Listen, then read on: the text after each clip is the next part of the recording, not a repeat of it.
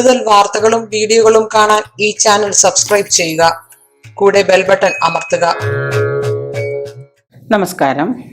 ഇന്ന് എല്ലാവരെയും ഒരുപോലെ അലച്ചിലുണ്ടാക്കുന്നതും ചിന്ത ഉണ്ടാക്കുന്നതുമായ ഒരു പ്രശ്നമാണ് കടം. എല്ലാവർക്കും സാമ്പത്തിക ദുരിതമാണ്, സാമ്പത്തികം കടമാണ്. കടം 5 ലക്ഷം ആയാലും 1 ലക്ഷം ആയാലും 1 രൂപയായാലും കടമാണ്. അത് ലക്ഷങ്ങളാവാം, കോടികളാവാം, പലതരത്തിലാണ് കടങ്ങൾ. ഈ കടം എങ്ങനെ വീട്ടും? എത്ര പണിയെടുത്താലും കടം വീട്ടാൻ പറ്റുന്നില്ല. നമുക്ക് വലിയ തുക കിട്ടിയാലേ കടം വീട്ടാൻ സാധിക്കുള്ളൂ. അപ്പൊ എങ്ങനെ കടം വീട്ടാം, എങ്ങനെ ഈ കടം നമ്മൾ ഒഴിവാക്കാം, ഇതിനെക്കുറിച്ച് ചിന്തിച്ച് നമ്മൾ വീണ്ടും നമ്മൾ കടത്തിലേക്ക് തന്നെ ചെന്നെത്തുകയാണ്. കടം വീട്ടാൻ ആദ്യം നമ്മൾ ചെയ്യേണ്ടത് വ്രതങ്ങളും മന്ത്രങ്ങളും തന്ത്രങ്ങളും എല്ലാം ഉണ്ട് കടം വീട്ടാൻ. പക്ഷെ കടം വരാതെ നോക്കുക, അതാണ് പ്രധാനമായിട്ട് ചെയ്യേണ്ടത്. പക്ഷെ പല സാഹചര്യങ്ങൾ കൊണ്ടും ചിലരുടെ പ്രവൃത്തിയിലൂടെ വരുന്ന ദുരന്തങ്ങൾ മൂലമൊക്കെ ചിലപ്പോൾ കടം വരാം. ഇനി വലിയ കടം വന്നാൽ അത് പെട്ടെന്ന് ഒരു ദിവസം കൊണ്ട് മിറാക്കിൾ പോലെ മാറ്റിയെടുക്കുക എന്നുള്ളതും ബുദ്ധിമുട്ടാണ്.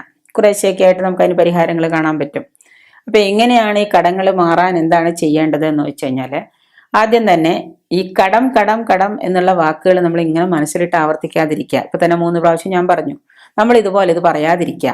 നമ്മൾ ഒരാൾക്കൊരു കുറെ തുക കൊടുക്കാനുണ്ടെങ്കിൽ അതിനെ നമ്മൾ എന്താണായാലും നമുക്ക് ആവശ്യമുള്ളപ്പോൾ തന്ന ഒരു തുക, 1 ലക്ഷം രൂപ നമുക്ക് ആവശ്യമുള്ളപ്പോൾ ഒരാൾ തന്നു. അത് നമ്മൾ അയാൾ ചോദിക്കുമ്പോഴോ അല്ലെങ്കിൽ ചോദിക്കാന്ന് പറയുന്ന സമയത്തോ അല്ലെങ്കിൽ കൊടുക്കാന്ന് പറയുന്ന സമയത്തോ നമ്മളത് തിരികെ നൽകണം. നമുക്ക് ആവശ്യത്തിന് ഒരാൾ ഒരു സാധനം തന്നു, അത് നമ്മൾ തിരികെ കൊടുക്കുന്നു. അതിനെ നമ്മൾ രൂപയായതുകൊണ്ട് കടം എന്ന് പറയണ്ട.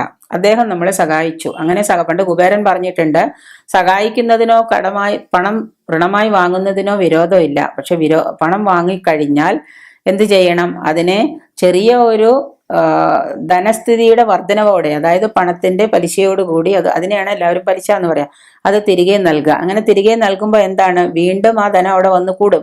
ആ ധനത്തെ മറ്റൊരാൾക്ക് വീണ്ടും കൊടുക്കാൻ പറ്റും, ഉപകാരപ്രദമാക്കാൻ പറ്റും. അപ്പൊ നമ്മൾ ചെയ്യേണ്ടത് ഇത്രയേ ഉള്ളൂ. ഇതിനെങ്ങനെ കടമാണ് എനിക്ക് കടമാണ് അങ്ങനെ പറയാതെ മനസ്സിനെ നമ്മൾ ഇങ്ങനെ, ഒരാള് നമുക്ക് തന്ന 1 രൂപ, അത് നമ്മൾ ആവശ്യത്തിന് തിരിച്ചു നൽകുന്നു. ആവശ്യത്തിന് തന്നു, അതായത് അദ്ദേഹത്തിന്റെ ആവശ്യത്തിന് തിരിച്ചു നൽകുന്നു.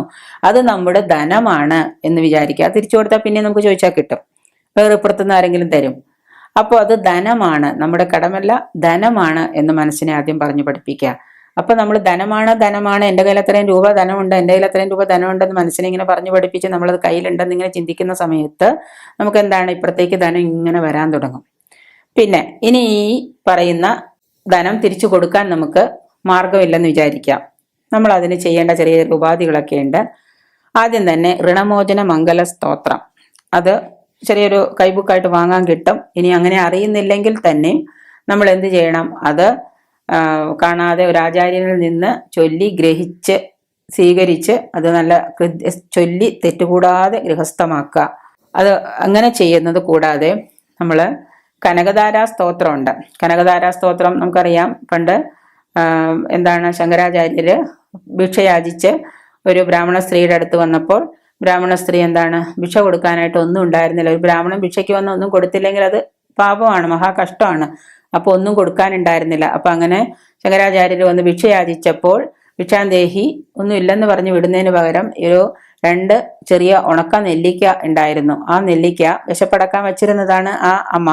അത് ആ ശങ്കരാചാര്യർക്ക് ഭിക്ഷയായിട്ട് കൊടുത്തുവെന്നും അത് കണ്ട് മനമലിയ ശങ്കരാചാര്യര് അവിടെ നിന്ന് കനകധാരാ സ്തോത്രം ജപിക്കാൻ തുടങ്ങിയതോടെ അമ്മയുടെ ദാരിദ്ര്യം മാറ്റാൻ വേണ്ടിയിട്ട് കനകധാരാ സ്തോത്രം ജപിക്കാൻ തുടങ്ങിയെന്നും അപ്പോൾ സ്വർണ്ണ നെല്ലിക്കകൾ വർഷിച്ചു എന്നുമാണ് ഐതിഹ്യം. അങ്ങനെയാണ് പറയപ്പെടുന്നത്. നമ്മുടെ ജീവിതത്തിൽ സ്വർണ്ണ നെല്ലിക്കകൾ വർഷിച്ചില്ലെങ്കിൽ പോലും നമുക്ക് കടമകലാനും നമ്മൾക്ക് ധാരാളം ധനം വന്നു ചേരാനുള്ള ഒരു മാർഗവും ഒരു സ്രോതസ്സുമാണ് കനകധാരാ സ്തോത്രം.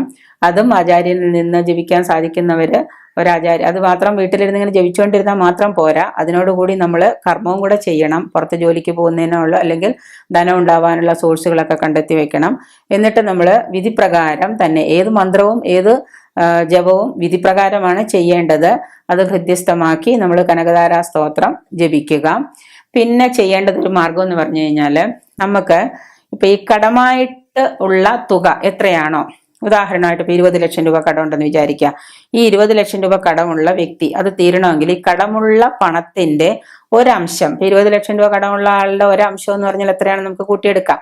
ആ ഒരംശം തുക എന്ത് ചെയ്യണമെന്ന് വെച്ചാൽ എടുത്തിട്ട്, അതുപോലും കയ്യിലുണ്ടാവില്ല എങ്കിൽ തന്നെ അതുകൊണ്ട് നമ്മളൊരു സ്വർണത്തിന്റെയോ വെള്ളിയുടെയോ മീൻ ഉണ്ടാക്കുക, ഒരു മത്സ്യത്തിന്റെ രൂപം ഉണ്ടാക്കുക, അല്ലെങ്കിൽ ഒരു ആനയുടെ രൂപം ഉണ്ടാക്കുക.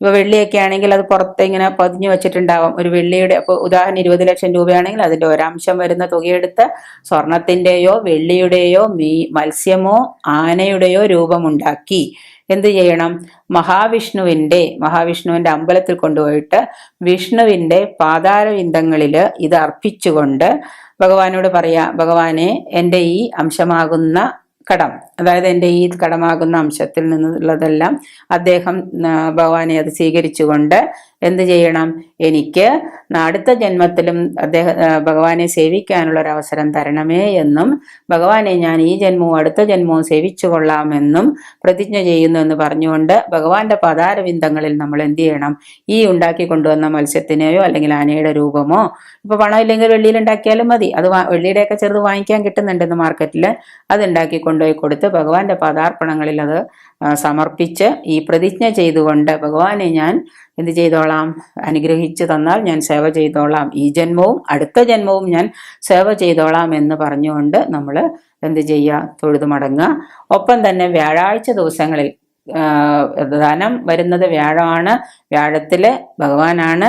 ഗുരുവായൂരപ്പനെ നമ്മൾ എല്ലാ വ്യാഴാഴ്ചയും ത്രിമധുരം, തുളസിമാല, അതുപോലെ തന്നെ ഭഗവാന് വേണ്ടപ്പെട്ടതായ പുഷ്പാഞ്ജലികള്, ഇങ്ങനെ ഭഗവാന് സ്തോത്രങ്ങളൊക്കെ ജപിച്ചുകൊണ്ട് വ്യാഴാഴ്ച ദിവസം ഭഗവാനെ കണ്ട് ഭാഗ്യസൂക്ത പുഷ്പാഞ്ജലിയൊക്കെ ചെയ്യുക, ഭഗവാനെ തൊഴുതു മടങ്ങുക. എല്ലാ വ്യാഴാഴ്ചകളിലും വ്രതം അനുഷ്ഠിക്കുന്നത് കൊണ്ടും നമുക്ക് എന്താണ്, നമ്മുടെ ദാരിദ്ര്യം, ഈ ദാരിദ്ര്യം മാറിക്കിട്ടാൻ വഴിയുണ്ടാകും. ഒപ്പം തന്നെ അതിനുള്ള മന്ത്രങ്ങളും നല്ലൊരു ഗുരുവിൽ നിന്ന് നമ്മൾ ഗ്രഹിച്ച് ചൊല്ലുക.